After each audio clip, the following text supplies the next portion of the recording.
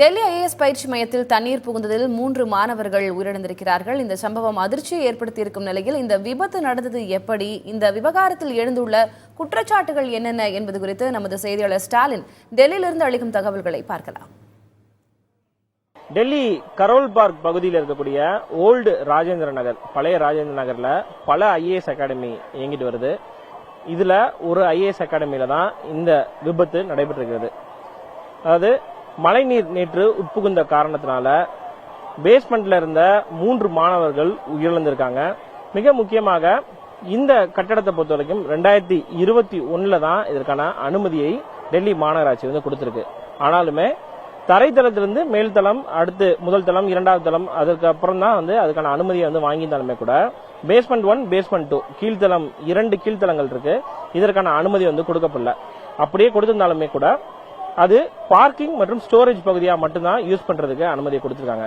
இந்த ஒரு நிலையில நேற்று மாலை ஒரு 8 மணிக்கு மேல டெல்லியில பெய்த கனமழையின் காரணமாக மழைநீர் இந்த கீழ்த்தளம் பகுதிக்கு உட்புகுந்திருக்கு. அது மட்டுமல்லாம வடிகால் அமைப்பில் இருக்கக்கூடிய அந்த பைப் லைன் உடைஞ்சு அதிலிருந்து நீரும் சேர்ந்து கொண்டு இந்த கீழ்த்தளத்துல சென்ற காரணத்தினால அங்கிருந்த மாணவர்கள் கிட்டத்தட்ட ஒரு 20க்கும் மேற்பட்டவர்கள் சிக்கியிருக்காங்க.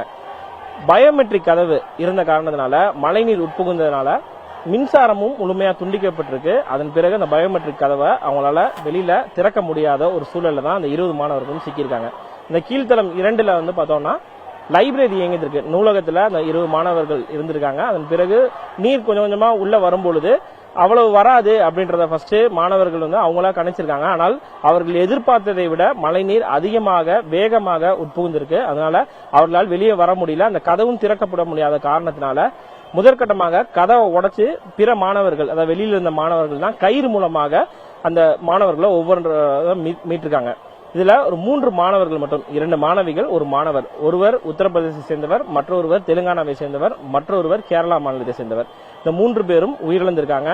அவங்களுடைய உடல்கள் இன்று காலை தான் மீட்கப்பட்டிருக்கு. 4 பேர் தண்ணீர்ல மூழ்கி இருக்காங்க. அவங்களுக்கு தற்போது சிகிச்சை அரசு மருத்துவமனையில் கொடுத்திருக்காங்க. அதுல ஒருவருடைய நிலை மட்டும் கவலைக்கிடமா இருக்கு.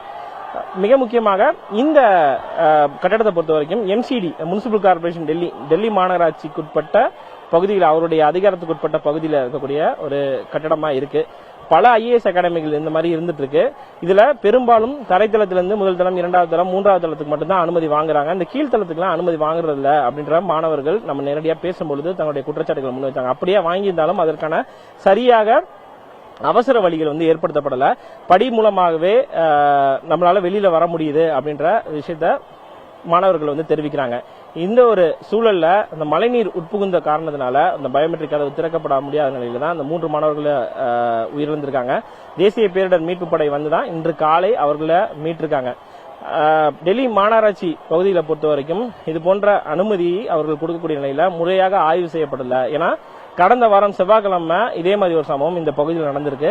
வாட்டர் லாகிங் முழுமையாக சாலைகள்ல நீர் தேங்கி இருந்தக்கூடிய ஒரு சூழல்ல ஒரு மாணவர் மீது மின்சாரம் பாய்ந்து, வயர் இறந்திருந்த காரணத்தினால மின்சாரம் பாய்ந்து அந்த ஒரு மாணவர் உயிரிழந்திருக்காரு. இது போன்ற அடிக்கடி சம்பவங்கள் டெல்லியில் நடைபெற்று வருவதாக இங்க இருக்கக்கூடிய மாணவர்கள் தெரிவிக்காங்க. பல ஐஏஎஸ் அகாடமிகளுக்கு பல்லாயிரக்கணக்கான மாணவர்கள் பல்வேறு மாநிலங்களிலிருந்து இந்த பகுதியில் தங்கி தான் ஐஏஎஸ் அகாடமியில அந்த யூபிஎஸ்சி பிரிப்பரேஷன் செஞ்சிட்டு இருக்காங்க.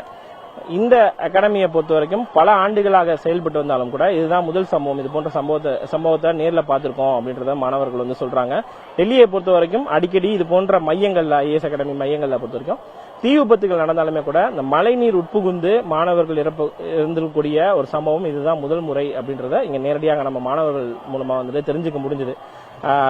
டெல்லி மாநகராட்சி இந்த வடிகால் பணிகளை முழுமையாக மேற்கொள்ளல அப்படின்ற ஒரு குற்றச்சாட்டை முன்வைக்கிறாங்க. ஏன்னா நான் தற்போது நிற்கக்கூடிய சாலை என்பது சற்று மேல இருந்தாலும் இது தாழ்வான ஒரு பகுதியாக தான் காட்சியளிக்குது. ஆனாலுமே இந்த அகாடமியை பொறுத்த வரைக்கும் சற்று உயரமா இருக்கு.